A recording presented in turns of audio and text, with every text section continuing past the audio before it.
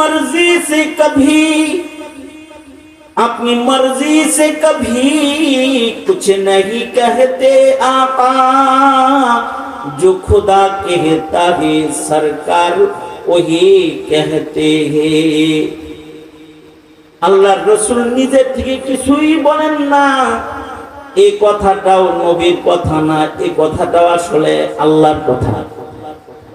অর্থাৎ যারা আল্লাহর ঘরে আল্লাহর কদমে সেজদা দিতে না আসে, রাসূলের মনে চায় তাদের ঘর বাড়ি জ্বালায় দিতে, আসলে এটা নবীর চাওয়া না, এটা আসমানের মালিক আল্লাহর চাওয়া। এরপর জ্বালানি ইবাদত। কেউ যদি রুকু সিজদা কামা জলসা সুন্নত তরিকায় না করে, নবীর তরিকায় না করে, সাল্লু কামা রাআইতুমুনি উসাল্লি, নবী যেমনি নামাজ পড়ে ওইভাবে যদি কেউ নামাজ না পড়ে, তাইলে আল্লাহ পাক এমন অচল নামাজকে গোলাম বান্দার চেহারায় ছুঁড়ে মারবে যে তোর এরকম বিকলাঙ্গ বিভৎস ইবাদত নামাজ আমার লাগবে না, নিয়ে যা। এমন কি নামাজের ভেতরে যদি কেউ নিজের দিলকে হাজির না রাখে, তাইলেও লা সালাতা ইল্লা বিহুজুরিল কলব, হুজুরে কলব ছাড়া ইবাদত করলেও ইবাদত আল্লাহ পাক গ্রহণ করেন। আবার যদি ভুলে বাদেও কোনো ভালো কাজ করে ফেলায়, ভুল হইলেই, ভুলটা যদি ভালো কাজের ভুল হয় তাও জরিমানা, জালাল গালেব। এ কারণে মাগরিবের নামাজ পড়লাম আজকে, দুই বৈঠক, পয়লা বৈঠকে যদি তাশাহুদ পড়ার পরে ভুলে দরুদ শরীফ আল্লাহুম্মা সাল্লি আলা মুহাম্মদ পর্যন্ত চলে যায়, তাইলে জরিমানা, সিজদায়ে সাহু দিতে হবে। কারণ কি? কারণ হলো ভুলে দরুদ পড়লি কেন? ইমানদার ভুলে দরুদ পড়ে? ইমানদার তো মুহাব্বতে দরুদ পড়বে। তুই ভুলে পড়লি কেন? সিজদায়ে সাহু লাগা। আবার দুইটা সিজদা দিবি, ফের তাশাহুদ পড়বি, দরুদ শরীফ পড়বি, দোয়া মাসুরা পড়বি, এরপরে নামাজ শেষ করবি, জরিমানা, জালালি ইবাদত। এক ওয়াক্ত যদি ইচ্ছা করে কেউ নামাজ না পড়ে ফাকাদ কাফার, সে ইমাম আহমদ বিন হাম্বলের ফতোয়া হলো সে মুরতাদ হয়ে যায়, ফিরা কালেমা পড়ে মুসলমান হয়ে যায়। আর ইমামে আজম আবু হানিফার ফয়সালা হলো নামাজ না পড়লে এটারে জমিনে আযাব চলতে দেওয়া যাবে না, এটাকে জেলখানায় বন্দী করে রাখো, খোদার জমিনে ঘোরাফেরা করার অধিকার নেই যদি নামাজ না পড়ে। এই সকল বিধানগুলোকে, এই সকল বর্ণনাগুলোকে এক জায়গায় করলে প্রত্যেকটা অভিভাবক সে বাইর করতে পারবে তার ঘরে সে কয়টা মুরতাদ পালে। বাপ বাইর করতে পারবে যে হ্যাঁ ঘরে মুরতাদ কয়টা, যেগুলা ইচ্ছা করে নামাজ পড়ে না, তো বাপের ওই সন্তানগুলা আহমদ ইবনে হাম্বলের ফতোয়া মাফিক মুরতাদ, আর ইমামে আজমের ফয়সালা মাফিক সাধারণ চলার উপযুক্ত না, জেলে থাকার উপযুক্ত। আর যদি ইচ্ছা করে জামাত তরক করে, এক পর্যায়ে যদি জুমার নামাজ, এই যে জুমার নামাজ গেল, 3 জুমা যদি কেউ না পড়ে লাগাতার, তাইলে কুতিবা মিনাল মুনাফিকিন, রাসূল বলে আল্লাহ রাগ হয়ে তার নাম মুনাফিকের লিস্টে উঠায় দেয়। শুধুই মাত্র নামাজ বর্জন, জুমা বর্জন, এই দুইটা দিয়া, এই দুইটা মূলনীতি দিয়া ইমানদার কয়জন ঘরে পালেন আর মুনাফিক কয়টা পালেন বাইর করা সম্ভব। জালালি ইবাদত। ইমাম আহমদ বিন হাম্বল বলে শরিয়া আদালত যদি থাকে তাহলে ইচ্ছা করে যারা নামাজ পড়ে না ওগুলোর গর্দান কেটে দিবে বিচারক ধরে, কারণ ও মুরতাদ, মুসলিম পরিচয় থাকতে পারবে না, ওর ঈমান নষ্ট হয়ে গেছে। এত শক্ত জালালি ইবাদত নামাজ। পক্ষান্তরে রোজা বদনী ইবাদত, জামাল, জামাল। শাওয়ালে রোজা রেখা 1.5 ঘন্টা, 1.5 ঘন্টা দিন বড়, তো রোজার চাইতে দিন 1.5 ঘন্টা 2 ঘন্টা বড়। এখন শাওয়ালের শেষ দিকে রোজা রেখা পানি খায়, আমাকে বলে আব্বু পানি তো খেয়া হলে দিছি মেয়ে, ইচ্ছা করে খাইছো না ভুলে খাইছো? ভুলে খাইছি। ইচ্ছা করে কি কেউ পানি খায় রোজা রাখা? আমি তো ভুলে পানি খেয়েছো, ভুলে ভাত খাই দিতা। কারণ ভুলে যদি তুমি পেট ভরে ভাতও খাইতা, এটা তো জামালি ইবাদত, এটা আল্লাহ পাক ভাত খাইলেও কইতো যা রোজা রাখছিলি ভুলেই তো খাইছ, কবুল করে নিলাম, কোন সমস্যা লাগবে ডাকবো না। জালালি না, এটা জামালি ইবাদত। তবে নামাজের সহযোগী ইবাদত হলো যাকাত।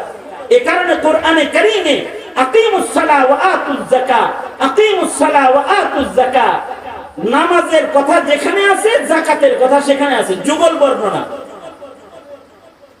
কারণ কি? যাকাত দিলে পরে দিল থেকে দুনিয়ার মহব্বত বাইর হয়, আর দুনিয়ার মহব্বত যত বাইর হবে নামাজ তত বেশি মজা লাগবে। এ কারণে সাদাকা যারা বেশি করে তাদের নামাজে লজ্জত বেশি হয়। আর রোজা হলো হজ্জে বাইতুল্লাহর সহযোগী ইবাদত। রোজা থাকলে মুজাহাদা হয়, সংযম হয়, মুশাক্কাত উঠাইতে হয়, গরমের ভিতরে রোজা রাখা কষ্ট করতে হয়। এই সংযম হজের 10 দিনের মহা সংযম, সুগন্ধি বর্জন, সাবান বর্জন, তেল বর্জন, দুনিয়া একেবারে সবাইকে ছাইড়া দিয়া আল্লাহর পাগল হয়ে কাফন পয়রা যাওয়ার মতো মুশাক্কাত উঠানোর মতো যোগ্যতা আনয়নে সিয়াম সাধনার সংযমী সাধনাটা এটা সহায়ক। এ কারণে সিয়াম সাধনা হজের সহায়ক, যাকাত সাদাকা খেরাত নামাজের সহায়ক। তবে একটার ভেতরে জালাল আছে আর একটার ভেতরে জামাল আছে। সকল মাখলুকাত আল্লাহকে ভালোবাসে। সকল মাখলুকাত তাদের ভালোবাসার প্রকাশ করে কি দিয়া? আল্লাহ বলেন ওরা সবাই জিকির করে। ইউসাব্বিহু লিল্লাহি মা ফিস সামাওয়াতি ওয়া মা ফিল আরদ, আসমান জমিন এর ভেতরে যা আছে সবাই আল্লাহ পাকের জিকির করে। আল্লাহ পাকের স্মরণ ও জিকিরের মাধ্যমে তারা আল্লাহর মহব্বত প্রকাশ করে। কিন্তু আল্লাহ আরো বেশি ভালোবাসা চান। ফেরেশতারাও ইবাদত করে, এই ইবাদত না আরো প্রেমের ইবাদত চান। এই কারণে আল্লাহ পাক ভালোবাসায় গদগদ মহব্বতওয়ালা ইবাদত করার জন্য আল্লাহ পাক জিন ও ইনসানকে বানাইছেন যে তারা উজাড় করে আল্লাহকে ভালোবাসবে। दर्द दिल के वास्ते पैदा किया इंसान को, दर्द दिल के वास्ते पैदा किया इंसान को, वरना ताअत के लिए कुछ कम न था कर दिया, वरना ताअत के लिए कुछ कम न था कर दिया। মুহাব্বতের গোলামি করার লেগেই আল্লাহ পাক মানুষ বানাইছেন। কষ্ট, এই কষ্ট বরদাস্ত করে বসে থাকে। কষ্ট এরপরেও শীতের দিনে কষ্ট বরদাস্ত করে ঠান্ডা পানি দিয়ে ওযু করে। কষ্ট ঘেমে যায়, এরপরেও ঘাম গরম বরদাস্ত করে সময় মতো মসজিদের পয়লা কাতারে নামাজে আল্লাহর প্রেমে দাঁড়ায় থাকে, সেজদায় লুটায় পড়ে। এই প্রেমের ইবাদত, এটার জন্য আল্লাহ পাক মানুষ বানাইছেন। উদ্দেশ্যই হইল যে ইবাদতের মাধ্যমে মানুষ আল্লাহর সাথে প্রেম করবে। এই মাকসাদে আল্লাহ পাক বানাইছেন। ওমা খালাকাতুল জিন্না ওয়াল ইনসা ইল্লা লিয়াবুদুন। এই কারণে মানুষকে রকমারি ইবাদত আল্লাহ পাক দান করেছেন। বুনিয়াল ইসলাম আলা খামস, ইসলামের পঞ্চ স্তম্ভ, এর ভিতরে একটা হলো ঈমান, এরপরে 4টা হলো ইবাদত, ফরজ ইবাদত। মৌলিক ভাবে যত ইবাদত মানুষ করে সব ইবাদত গুলা দুই প্রকার। মৌলিক ভাবে একটা ইবাদত হলো ইবাদতে বদনি, আর একটা ইবাদত হলো ইবাদতে মালি। মানুষ বদন দিয়া মুজাহাদা কইরা শারীরিক শক্তি খরচ কইরা আল্লাহর ভালোবাসা প্রকাশ করে ইবাদতে বদনি। ইবাদতে বদনির ভেতরে মৌলিক বড় দুটি ফরজ ইবাদত হইল, একটা হইল নামাজ। মানুষ দেহ খরচ করে দৈহিক ইবাদত নামাজ পড়বে। বালেগ বালেগা নারী পুরুষ সবাই নামাজ পড়বে, ধনী হোক গরিব হোক। বদনি ইবাদত, শারীরিক ইবাদত। আজব আল্লাহ পাকের বিধান। ইবাদতটা যেহেতু বদনি, এ কারণে কাইফিয়াতে ইবাদত এটা বদনের অবস্থার উপরেই নির্ভরশীল। কারোর শরীর যদি শক্তি ভালো হয় তাহলে সে দাঁড়ায় পড়বো, মসজিদে যে পয়লা কাতারে তাকবীর উলার লগে পড়বো, জামাতের সাথে পড়বে। কিন্তু যদি অসুস্থ হয় তাহলে তারে কয় তুমি ঘরেও পড়বে। অসুস্থ তাহলে ঘরে পড়ো, যাইতে পারতেছ না মসজিদে, ওজোর আছে তাহলে ঘরে পড়তে পারবা। ওজোর নাই, খামোখা অলসতা করে ঘরে পড়বা, সমস্যা। আল্লাহ তাআলার কাছে এটা অপছন্দ। দাঁড়িয়ে পড়বা, রুকু সেজদা দিয়া পড়বা।